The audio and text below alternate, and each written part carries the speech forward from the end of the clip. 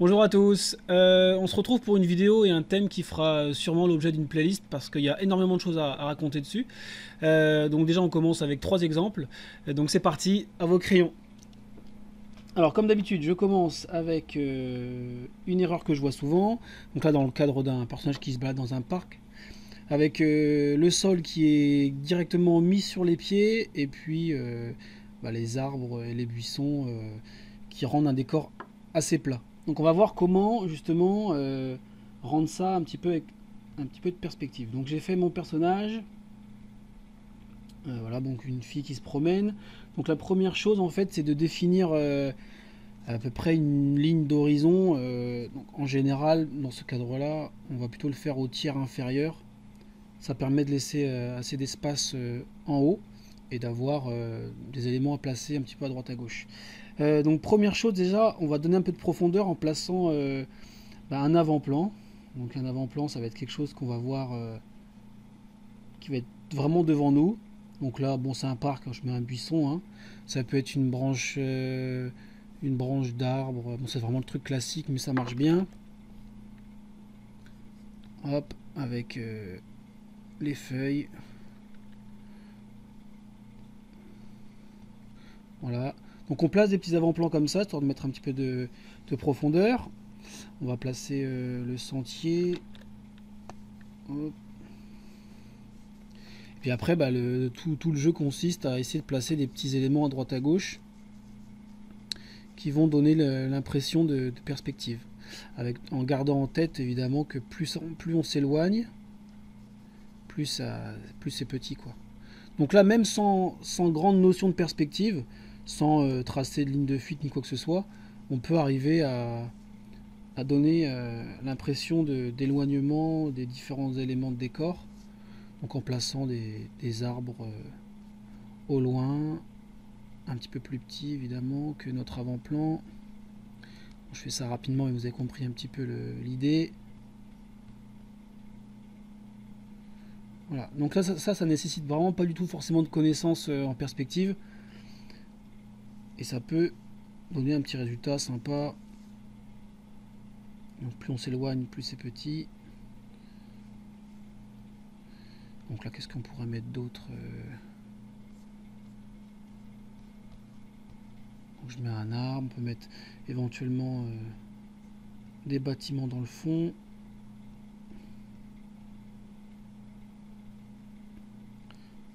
Pourquoi pas un escalier là.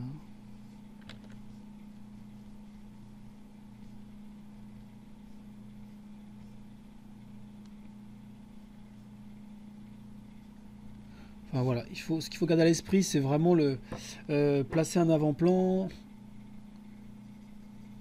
un ou des avant-plans, hop. Mettre en scène le personnage qui va être au milieu, et puis après trouver des petits éléments à mettre derrière pour donner un peu de profondeur. Voilà, tout simplement. Voilà pour l'histoire du parc. J'avais fait également un garçon, donc là on m'avait demandé de faire un truc en voiture. Donc c'est un cas un peu spécial, c'est vrai que c'est pas évident. Donc la première chose, bon, le volant évidemment. Et là, la petite différence, c'est qu'il est dans la voiture, donc il y a le pare-brise à faire. L'élément qui fait tout de suite voiture, hein, c'est le rétroviseur, ça c'est clair. Les sièges. Le siège du passager. Ah oui, alors attention, la ceinture. Hop, on va pas l'oublier. Le tableau de bord. Voilà. La porte. Donc voilà, quand c'est en voiture, c'est que c'est assez particulier parce qu'il faut bien avoir déjà compris les éléments et puis connaître un petit peu la structure. Mais en gros, voilà, il faut juste placer des éléments bien connus, hein, le siège, le volant, la ceinture, etc. Et puis après, bon bah, je pense que là, on comprend qu'il en... Peut-être pourquoi pas un début de phare pour bien comprendre qu'il est en voiture. Et puis après, voilà, ça roule. Ouais, pour le jeu de mots, ça roule. J'ai même pas fait exprès, tiens. Voilà pour la voiture. Et on va terminer par quelque chose là, pour le coup, je vois beaucoup d'erreurs. C'est tout ce qui est salle de classe, etc. Donc là, alors c'est pas forcément une erreur pour là, mais c'est que là, bon, c'est un peu trop plat. Et là, c'est carrément vu de dessus.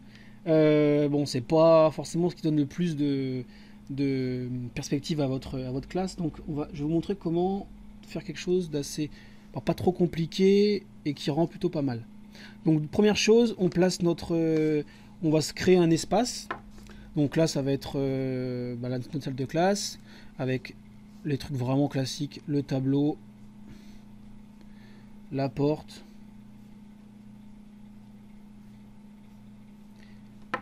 Alors sachant que je ne vous embête pas encore avec la perspective parce que là c'est pas l'objet de la vidéo, mais il va falloir vraiment que j'en parle parce qu'il y a tellement de façons de rendre la perspective dans un décor, perspective cavalière, perspective isométrique, linéaire, etc. Et bon là je vous embête pas avec ça. Là ce que je fais c'est une perspective isométrique, c'est-à-dire qu'il n'y a pas de point de fuite. Tous les éléments vont avoir à peu près vont avoir d'ailleurs le même point, c'est pas un point de fuite, mais vont être axés sur au même endroit. Et d'ailleurs, c'est ce que je vous conseille de faire hein, si vous débutez au niveau des décors et que vous voulez avoir un rendu qui rende plutôt pas mal, c'est cette perspective-là. C'est-à-dire qu'il n'y a pas de point de fuite, il n'y a pas de ligne de fuite, ligne d'horizon avec les points de fuite parallèles qui vont se rejoindre. Tous les éléments vont être parallèles entre eux en fait. Je sais pas si vous saisissez le truc. Voilà, tout est parallèle. Donc du coup, il n'y a pas de casse-tête forcément. Et on a quand même cette illusion de profondeur. Donc après, elle est bonne à mettre, évidemment. Etc. Enfin voilà, ça peut être un truc pour lequel vous pouvez vraiment faire un décor sympa sans prise de tête au début. Mais de toute façon, la perspective, il va falloir vraiment la voir, c'est important. Voilà. Enfin voilà, donc c'est vraiment là pour le tout début, donc j'essaierai de creuser ça plus tard. Je vous dis à mercredi prochain pour d'autres vidéos, enfin d'autres corrections si j'ai encore d'autres dessins. Et d'ici là, portez-vous bien. Bye bye.